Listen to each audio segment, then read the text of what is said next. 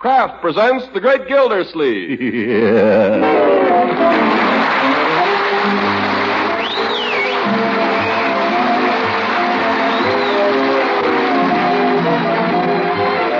Kraft Cheese Company will also bring you the Kraft Music Hall every Thursday night. Present each week at this time Harold Perry as The Great Gildersleeve, written by John Wheaton and Sam Moore. We'll hear from The Great Gildersleeve in just a moment. But first, here's something of great importance discovered in a recent nationwide survey of typical American homemakers. The principal cause of food waste, this survey revealed, is food spoiling before it can be used up. And bread, mind you, was at the very top of the list. Now, enriched bread is one of our important wartime foods, so let's try not to waste a single crumb. To prevent waste, why not make your bread taste extra good by spreading it with delicious Parquet margarine? Well, why not indeed? That's the way millions of Americans enjoy eating bread. And believe you me, bread rolls and muffins are eaten up in a hurry when they're spread with Parquet. Because this margarine that's made by Kraft has a flavor that really satisfies hungry appetites. And since Parquet is one of the very best of energy foods, it's important to serve it often at every meal for good family nutrition. Tomorrow, then, be sure to buy Parquet, P-A-R-K-A-Y. Parquet margarine made by Kraft.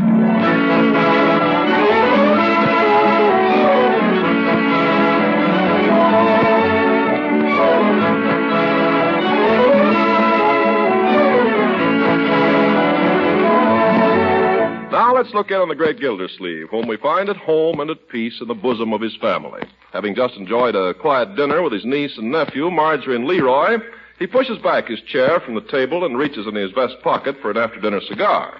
Thought I had one. Cigar, Unc? I'll get you one. Well, thanks. Are we in your way here, Bertie? Oh, no, sir, Mr. Gildersleeve. Just sit still. I hope you don't mind if I clear away the dishes, though. I got a meeting tonight down at the church. What's the meeting about, Bertie? Religion and the post-war world. I'm supposed to bring the donuts. Here's your cigar, Unc. Shall I bite the end off for you? Oh, I'll attend to that myself, thank you. Match. I've got one. Oh, thanks. I'll light it for you. Well, such service. You got it? Yeah, I've got it. You sure it's lit? Oh, it's lit. I could light it again. I've got another match. This is quite sufficient, thank you. Are you enjoying it? Leroy, what's come over you? Now, Marjorie, let's be thankful for small favors and ask not whence they come. Leroy's been a very good boy lately, hasn't he, Bertie? He sure has. He ain't been himself all week. Phone. I'll answer it. I wish, Marjorie, you tell your friends not to disturb us during meals. Hello? Yeah, this is Leroy. Who's this? Oh. Hello, Miss Goodwin. Miss Goodwin? Yeah, he's here. Just a minute, please. I'll take it, Leroy. Just a minute. Give me the phone. You're keeping Miss Goodwin waiting. Before I forget it, Unc, I've got a report card for you to sign. I've been meaning to show it to you, but it kept slipping my mind. Give me that phone, Leroy. Hello, Eve? Oh, how are you? Well, it's been weeks. Leroy? Uh-oh. You stick around, young man. Excuse me, Eve. Why, yes, I'd like very much to talk about him. I'll come to school with him Monday. No, I'll tell you. Why don't you come to dinner tomorrow night? Could you do that? Fine. About 7. And we'll have a nice long talk. Goodbye. In the meantime, I'm going to have a nice long talk. Leroy, you come back here. I'm not going anywhere, Unc. You bet you're not. You come into the dining room. Is there something you want? No, young man. It slipped my mind, Unc, honest. What did? What slipped your mind? The report card. I forgot to show it to you. Where is this report card? I've got it right here in my pants pocket. Let's have a look at it. Yes, sir. It's stuck. I can't seem to get it out. Perhaps I can help you. Oh, no, I've got it. There. Report card. Leroy. Well, the teacher doesn't like me, Unc. I don't blame her. Besides, I've heard that before. What did he get, Uncle Mort? Never you mind. Never mind. You keep out of this, young man. Yes, sir. How long have you had this report? 3 weeks. 3 weeks? I didn't want to spoil your Christmas. You mean you didn't want to spoil your Christmas? Leroy, this is a very serious matter. Yes, sir. How could you deliberately deceive me that way after all I've done for you? I forgot, Unc. You did not forget. Now, don't keep saying that. Yes, sir. Excuse me, Mr. Gildersleeve. If you don't mind, I'll run along now and leave the dishes till later. Just a minute, Bertie. Yes, sir? Bertie, what would you think of a boy who would deliberately hide a report card from his uncle? Oh, no, I don't think Leroy would do a thing like that. He probably just forgot. That's right, I forgot. Quiet, you. Bertie, when we want your opinion, we'll ask for it. Well, excuse me, I thought you did. Well, I'll be going now. By George, Leroy, I don't know what I'm going to do with you. It seems to me you just go from bad to worse. Yes, sir. You won't study, you have no manners, you won't brush your hair. You think he might clean his nails before he comes to the table, too? Oh, yeah? Let's see yours. I dare you. There, yeah. Well, they'd look a lot better with that red stuff on them. All right, how about that note from the teacher you didn't deliver? All right, how about the time you and Wally took the car out without permission? Stop it, both of you. I'm not interested in any tales told out of school. If anything I abhor, it's a tattletale. I refuse to listen to anything of the sort. What's this about taking the car out, Marjorie? Aren't you going to ask him about the teacher's note? I'm asking you about the car. All right, Leroy, what about the note? I lost it. That's not true. I found it when snooping in wastebaskets, hey? Now, just a minute, you two. Leroy, what was in that note? How should I know? It was addressed to you. What was in the note? It said, where's the report card? Young man, do you know what happens to people who tamper with the mails? They go to the penitentiary. Oh, gosh, I didn't... They go there for 5, 10, 15 years, maybe life. Gosh. I'm having a talk with your principal about you tomorrow. I'll suspend sentence till I get the facts from her.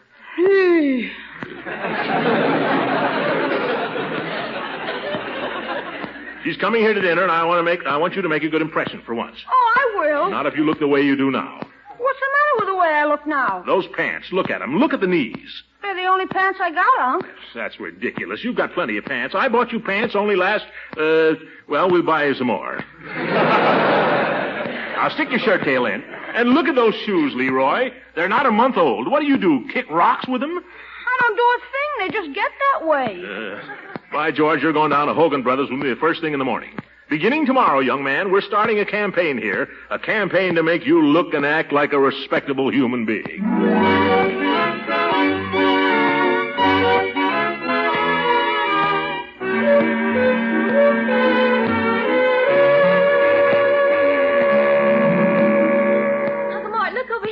It's the cutest suit for Leroy. Oh, my gosh. Oh, where is it, my dear? Over here on this model. See? Standing on the counter. Oh, Unc, you don't want me to look like a wax dummy. You're never clean enough to look like a wax dummy, Leroy. By George, that just isn't the suit I had. Well, I kind of like that. Yes, gentlemanly. But at the same time, perfectly comfortable. Ought to wear well, too. Flannel, wonderful stuff. How do you like it, Leroy? Where would I wear a suit like that? What do you mean, where would you wear it? You wear it this evening at supper. Wear it to school. Just wear it, that's all.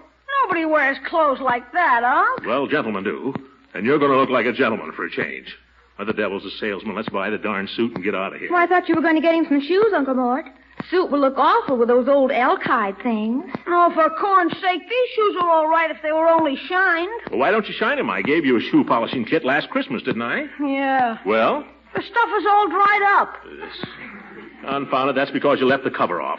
That's typical of you, Leroy. You have no regard for the value of anything. You leave the cover off the polish, naturally it dries up. What's the consequence? You can't polish your shoes. What's the consequence? They dry up. And what's the consequence of that? My feet dry up? No, I have to buy you a new pair of shoes. You think money grows on trees? Uncle Mort. Huh? Well, sir, what can I do for you this morning? I want to look at some suits. Yes, sir. For yourself or for the little fellow? For the boy. He likes that one up there on the model. Oh, Unc. Oh, stop squawking, Leroy. You can't dress like a 10-year-old all your life. Who asked you? Nobody asked me, but I keep your big nose out of it. Leroy? Why, you little... Marjorie, stop this, both of you. Well. got quite a handful there, haven't you? Yes, I have. Come on, let's try on the suit. I'm sorry, sir, but I'm afraid the one on the model would be too large for the little fellow. I was afraid of that, Unc. Never mind. Let's see the next size smaller. That suit on the model is the only one like it in the store. Let's try it on anyway. He'll grow into it.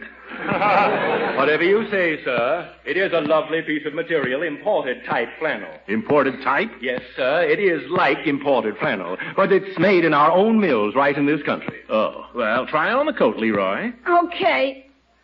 Well, that's not bad for size, not bad at all. I think it looks fine. But you can't really tell with that awful polo shirt. Yeah, that's right, my dear. Give the boy a shirt and a tie so we can get an idea of the suit. You mean you want to buy it? Yes, I want to buy him a shirt and a tie.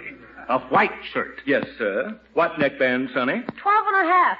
You ought to have a bigger neck than that, Leroy. Bring him a 14. Yes, sir. I could just slip a tape measure around and make sure. Bring him a 14. Size 14, the gentleman says, and a necktie. While he's getting the shirt, Leroy, slip into those pants. Where'll I go? You don't have to go any place. Just stand behind me.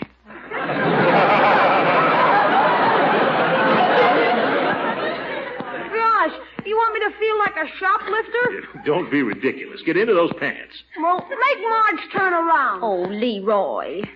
Uncle Mort, do you think while we're here I might look at a few blouses? Are you thinking in terms of your allowance, my dear? Oh, yes. That is my February allowance. Oh, well, all right. But make it snappy. Oh, I'll be right back. Yes, sir. Here's the shirt and tie. What happened to the little fellow? Oh. There I am. Now put these on, Leroy. Okay. Bring him a pair of shoes, too. Yes, sir. Got a shoe stamp? No, not with me, but I got plenty of them at home. I'm sorry. Hogan Brothers cooperate 100% with the OPA. I want the boy to try on a pair of shoes. If they're any good, I'll send them down with the stamps this afternoon. Yes, sir. And I'll thank you not to question my patriotism. What size shoes, Leroy? 4. Feet will be growing soon. Bring him 5. Yes, sir. Black Oxfords. Yes, sir. Will you tie the tie for me, Unc? Yeah, give it to me. Now, hold still. Hold your head up, Leroy. I can't see through your skull. Okay. When I was your age, I could tie a bow tie and a 4-in-hand. There. And here are the shoes for the little fellow. Stop calling him a little fellow. Thanks, Unc. Put on the shoes, my boy. How much will all this be? Well, let me see. It will be 13, 50, shirt, $10, $75, shoe, 55, that'll be 21, 25, 21.86. Oh, my goodness. Here, put on the coat, Leroy, and let's see if it's worth it. How do the shoes feel? Walk around in them a little bit. They're so big they feel better than the old ones. Well, by George, you look like a gentleman. Yes, he looks fine. Come over here and look at yourself in the glass, my boy. I don't like to put you to all this expense, Unc. Oh, don't worry about it. You can wear these clothes till you're 16. Oh, Leroy. Well, you look simply lovely. Oh, and I found 2 dresses upstairs for myself that I'm just crazy about. And just think, Uncle Mort, both of them for only $26. Oh, $50 to get Leroy dressed for supper. Young man, your manners had better be perfect.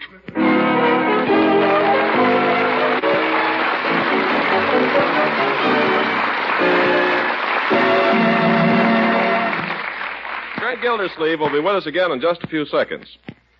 You thoughtful mothers know, of course, how important it is to serve good, hearty, hot breakfasts. We all need lots of substantial, nourishing foods these war-busy times to give us plenty of pick-up and go for the day's work ahead. And that's why Parquet margarine deserves such an important place on your breakfast table and at every other meal. You see, Parquet's delicate, pleasing flavor is such a treat on toast, biscuits, pancakes, and waffles, you get a genuine glow of satisfaction from eating the foods that are good for you. And then, too, Parquet margarine is itself one of the best among energy foods. Helps provide the drive and pep you need to keep going through the day. And because each pound of Parquet margarine contains 9,000 units of vitamin A, it aids in supplying another important nutritional element. So enjoy Parquet margarine at breakfast, lunch, and dinner every day. Tomorrow, ask your food dealer for Parquet, P-A-R-K-A-Y. Parquet margarine, made by Kraft.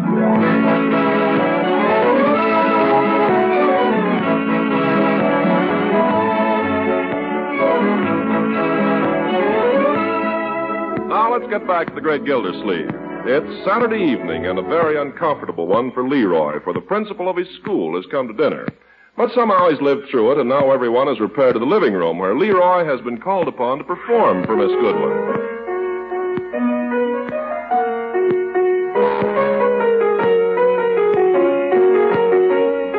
Why, I had no idea the boy was so musical, Throckmorton. Well, he comes by it naturally, I suppose.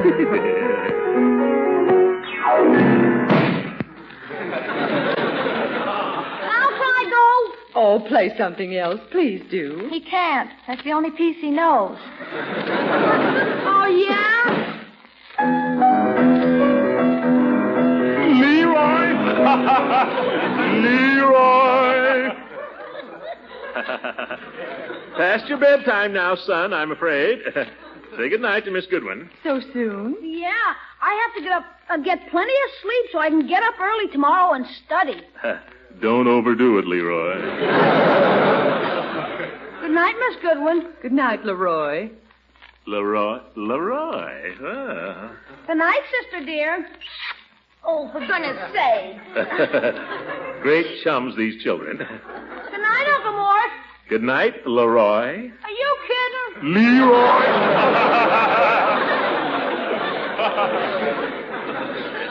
Go to bed, my boy. Here's the after-dinner coffee, Mr. Gildersleeve. Where's up with it? Set it on the table here, Bertie. I'll clear space. Oh, thank you, sir.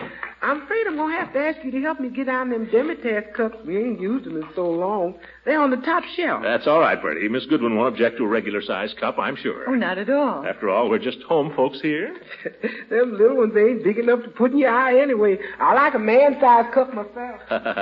Bertie's a jewel. You're very lucky to have her. Well, Uncle Mort, I guess I'd better be going, too. What? Not to bed on a Saturday night. No, I thought I'd go down to the public library for a while and read. Huh? Good night, Miss Goodwin. It was so nice of you to come over. Good night, Marjorie. It was so good to see you again. Good night, Unky darling. Good night. I'll leave the key under the doormat in case the library closes late. She's such an attractive girl. I don't know, though. She's been getting out of hand a little too lately. But it's the other one I'm worried about, Leroy. Oh, I don't really think you need worry about Leroy. Leroy, I mean. It's just that he's going through that difficult age. How long does it last? Seems to me he's been going through it ever since I've known him. Well, boys will be boys. There's nothing really wrong with Leroy. I've talked with his teacher about him, and we both feel that all he needs is guidance. Well, I punish him regularly about twice a week. Well, I don't mean quite that. Here's the cup, Mr. Gildersleeve. Oh, thank you, Bertie. Anything else? No, I think we've got everything, thanks. Will you pour, Eve? I'd be delighted. I love having coffee in the evening, don't you? Sure do. I like it for breakfast, too. And for lunch. Throckmorton, has it ever occurred to you that Leroy might need a mother? Well, I've tried to be a father to him. Well, you have, and I admire you for it. Everyone does. Well, he's a good kid. They're both good kids. But don't you think they need someone who can give them what a mother has to give them? Well, I never thought of it that way. Maybe you're right. Someone who would be not only a guide and mother to them, but you have yourself to think of, too. After all, a house without love isn't much of a home. You must have felt that. You know, it's funny you saying that. I almost got married about a year ago. I guess I told you. Yes, you told me. Then I sort of gave up the idea. Maybe I shouldn't. Well, we've all had our disappointments. I don't think you should let one unfortunate affair sour you on the whole idea. If at first you don't succeed. Yeah.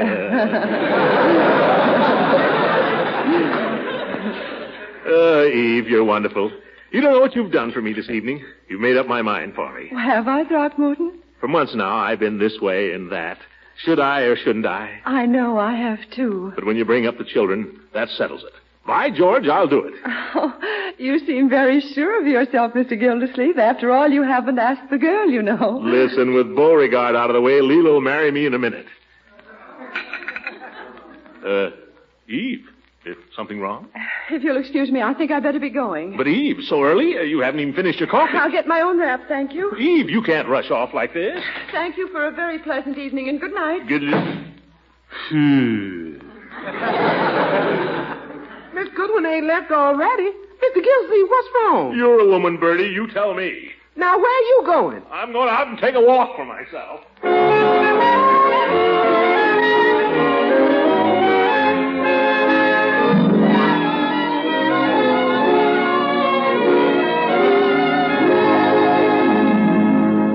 I just can't understand it, fellows. 1 minute she's as cool as a cucumber, gives me plenty of good sound advice, and the next minute she walks out in a huff. I tell you, gentlemen, the deviousness of a woman's mind and the inconsistency of her whims are enough to discourage a man from having anything to do with the entire sex.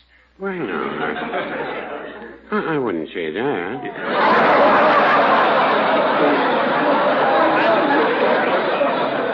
Peavy? Do you mean to tell me Mrs. Peavy never has any whims? Well, I wouldn't say that either. But when you've been married as long as I have, you begin to notice that the same old whims keep coming up. And if you're smart... If you're smart, you wouldn't be married. Well, Judge, why so bitter? I'm not being bitter, Gildy. I'm simply facing facts. Well, Judge, people have been getting married now for quite some time. There must be something in it. Oh, don't misunderstand me. I have nothing against marriage. I'm all in favor of it. For other people. Yeah, for other people. Now, our friend Gildersleeve here has obligations. He has children. A man in his position ought to get married. That's the judge, always thinking of others. Besides, I think marriage would be a great thing for Gildersleeve. Might make him less ornery, huh, Peavy? Well, I wouldn't want to guarantee that. Just think, Gildy. You'd come home at night. There'd be the little woman waiting for you in a pretty little apron, and Leroy all scrubbed and brushed and smiling. I can see it now. I can't. After dinner, you wouldn't have to spend your evening hanging around drugstores talking to old goats like me and Peavy. No, you could settle down to a nice, dull game of dominoes. Now, there you're wrong, Judge. It just so happens that the lady I have in mind can't stand dominoes. You can say what you please, but the more I think of it, the better I like it. Let me ask you, Gildersleeve, have you any reason to think the lady of your choice would have you, even if you ask her? She'll have me, don't worry. That's one thing about her. She may have her faults, but at least I know where I stand with her. One other thing. You haven't told us yet who the lady is. Wouldn't you like to know? Well, I always said it was a pity you didn't marry Lila. Of course, I didn't mean it. I still have some hopes in that direction myself.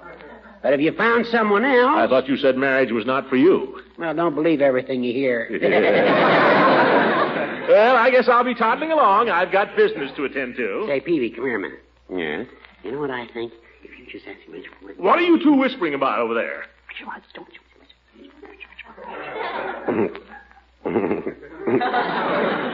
Well, no, I wouldn't say that. Come on, what are you two talking about? Well, Mr. Gildersleeve, there's one thing we'd like to know. What's that?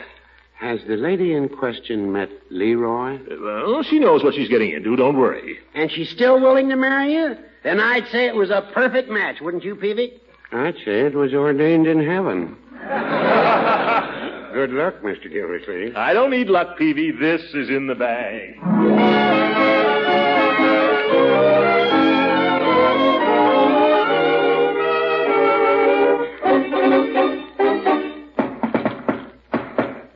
Come on, confound it. It's too cold to keep anybody standing outdoors today. Oh, it's you, Throckmorton. Oh, come in. Take off your things. I'll be with you in a jiffy. I'm talking on the phone. She knew what I'm here for. She wouldn't keep me standing around. Hello? Are you still there? Oh, nobody you'd be interested in. If she only knew. Well, I did have the most marvelous time the other night. Oh, you shouldn't say things like that. Not unless you really mean them. Oh, you doctor. Hargrave. I'll spike his guns. Make it soon, Arthur. Arthur? Real soon, you hear? Goodbye. Oh, Throckmorton, this is quite a surprise seeing you this evening. Come in and sit down, won't you? Yeah. By George, that fire looks good. I got so cold I just had to have it this morning. You don't suppose it needs another log, do you? Log? Yeah, I suppose it does. You might give it a little poke, too. Yeah. Oh, that's fine. Now the room will be cozier.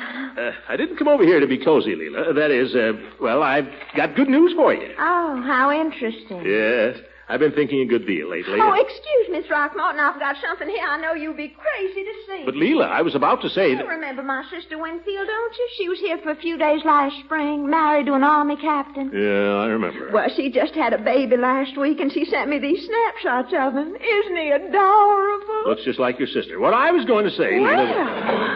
I certainly thought you'd show more interest in Winfield's child, Throckmorton. Confound it, Lila, I've got something I want to say to you. Well, go on and say it, Throckmorton, if it's so vital. It's tied up with my future. Mm-hmm. It's tied up with your future, too. Mm-hmm.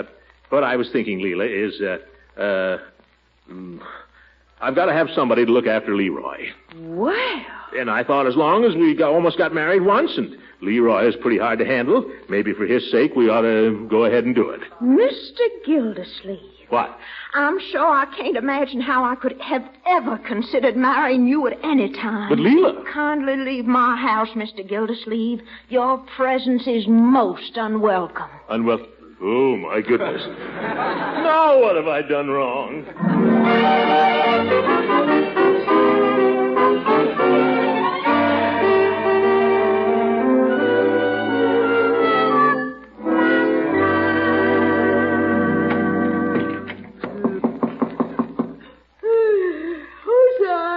It's me, Leroy. Were you asleep, my boy? Well, I hadn't been asleep very long. Oh, I see. I just thought I'd say good night. Okay, good night, Unc. If I ever seem a little harsh with you, my boy, don't hold it against me. I get worried about you every once in a while. About me? Mm-hmm. I get to thinking maybe I haven't looked after you carefully enough. Don't worry about that. You look after me plenty. Well, I want you to feel free to come to me with any problems that are bothering you. I will if I get any. Come and talk to me the way a boy might talk to his mother. Okay. You don't think you need a mother particularly, do you? You mean right now? Yes. Unc, you're not going to go and... No. That is, well, there's nothing very immediate anyway. I'm glad to hear that. Yeah, I think we're doing pretty well. The way we are, you're a pretty good boy. Okay, let's not bring in any outsiders. I won't. Well, good night, Leroy. You can go back to sleep now. Back to sleep? Oh yeah. Say, Unc, as long as you're here, how about signing my report card before I forget it? Oh, yes. It's right there on the dresser. All right. Signature, parent, or guardian. Yes. Throckmorton P. Gildersleeve. There. Thanks a million, Unc. Good night. Good night, my boy. Sweet dreams. By the way, Leroy, the next time you're reading in bed and you hear me coming, don't turn out the light. It works better if you pretend you fell asleep with the light on. What? Yeah. Good night. Gosh, what a character.